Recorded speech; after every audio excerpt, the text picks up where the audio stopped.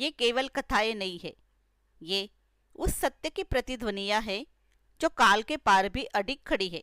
सनातन, जहाँ ब्रह्मांड का रहस्य, देवत्व का तेज और चेतना का विज्ञान एक सूत्र में जुड़ता है।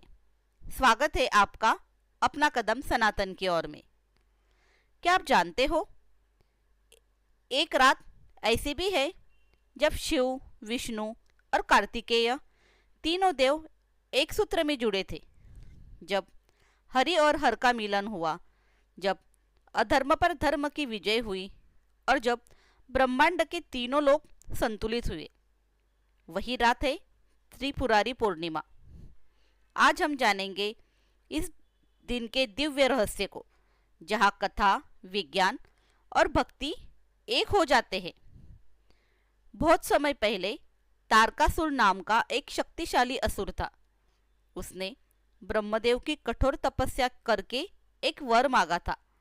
उसने अमरत्व का वर मांगा था, लेकिन तब ब्रह्मदेव ने उन्हें अमरत्व का वरदान देने से इनकार किया।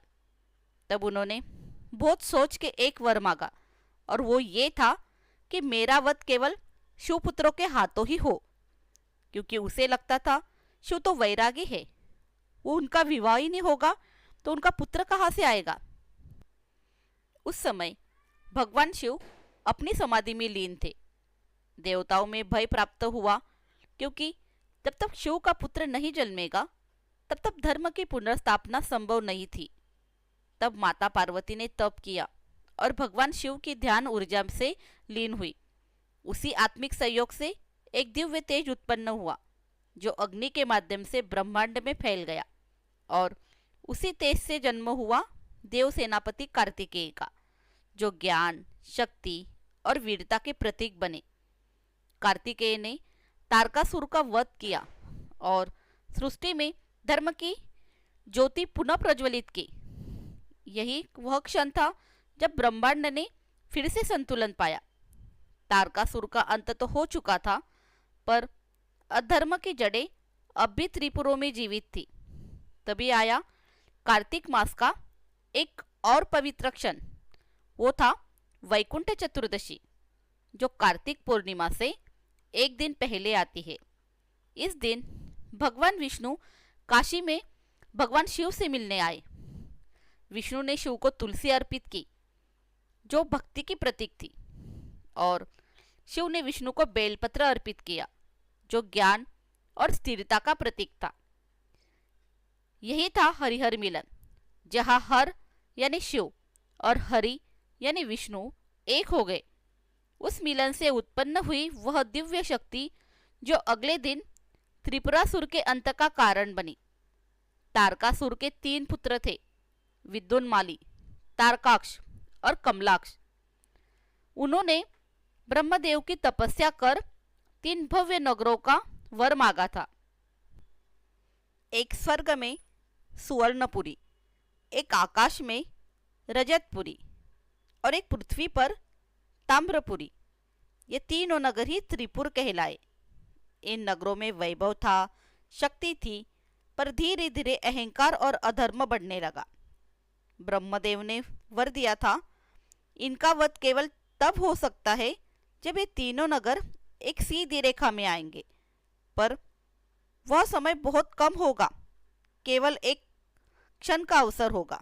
उसी क्षण अचूक निशाना साधना होगा। देवता विष्णु के पास पहुंचे। विष्णु बोले, अब केवल महादेव ही इस अन्याय का अंत कर सकते हैं। तब हर और हरि दोनों एक हो गए। भगवान शिव ने दिव्य रथ धारण किया। विष्णु बने सारथी, ब्रह्मा बने ध्वजवाहक और सभी देवता शक्ति के अंग। जब तीनों पुर एक रेखा में आए, वह क्षण केवल एक पल का था। महादेव ने उसी अल्प क्षण में अपना दिव्य बाण छोड़ा। यह बाण ब्रह्मांडीय अग्नि से प्रकाशित था। तीनों नगर सुवर्णपुरी, रजतपुरी और ताम्रपुरी उसी एक बाण से भस्म हो गए। उस क्षण ब्रह्मांड फिर से संतुलित हुआ। उसी दिन भगवान शिव कहलाए त्रिपुरारी, त्रिपुरों का संहार करने वाले। और उस विजय के आनंद में देवताओं ने आकाश में दीप जलाए। वही परंपरा आज तक चलती आ रही है, दीपदान की, प्रकाश की, संतुलन की। त्रिपुर की कथा केवल पौराणिक नहीं, यह मानव के भीतर छिपे ब्रह्मांड का रहस्य है।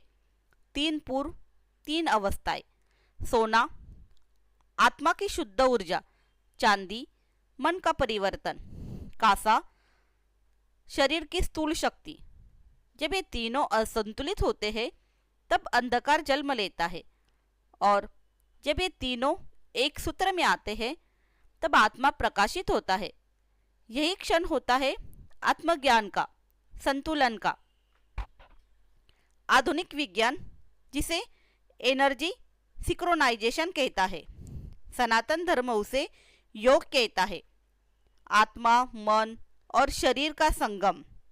आज भी इस दिन लोग गंगा तट पर दीप प्रवाहित करते हैं। यह केवल परंपरा नहीं, यह अपने भीतर के अंधकार को मिटाने का प्रतीक है। जब हम दीप जलाते हैं तो हम अपने भीतर के तीन त्रिपुर, अहंकार, मोह और अज्ञान का नाश करते हैं। और वही क्षण होता है जब हमारे भीतर का शिव जागृत हो जाता है। त्रिपुरासुरवधम कृत्या देवम शशाडक धारकम स पातु सर्वलोकान्ना त्रिपुरारी नमस्तुते।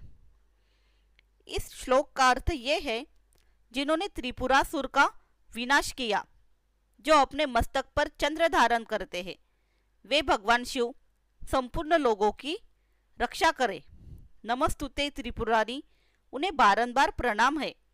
यह केवल स्तुति नहीं है, यह संतुलन, प्रकाश और शांति का आह्वान है। तो दोस्तों, त्रिपुरारी पूर्णिमा केवल शिव की विजय का प्रतीक नहीं, यह हर उस क्षण की स्मृतियां हैं जब अंधकार पर प्रकाश ने विजय पाई। आइए आज के दिन हम भी अपने भीतर के अंधकार को मिटाए और ज्ञान की दीप जलाए। जय महादेव। क्योंकि सनातन धर्म कहता है, ज्ञान, भक्ति और कर्म तीनों जब एक होते हैं तभी दिव्यता का प्रकाश उत्पन्न होता है। और यही हमारा पथ है, अपना कदम सनातन की ओर। धन्यवाद।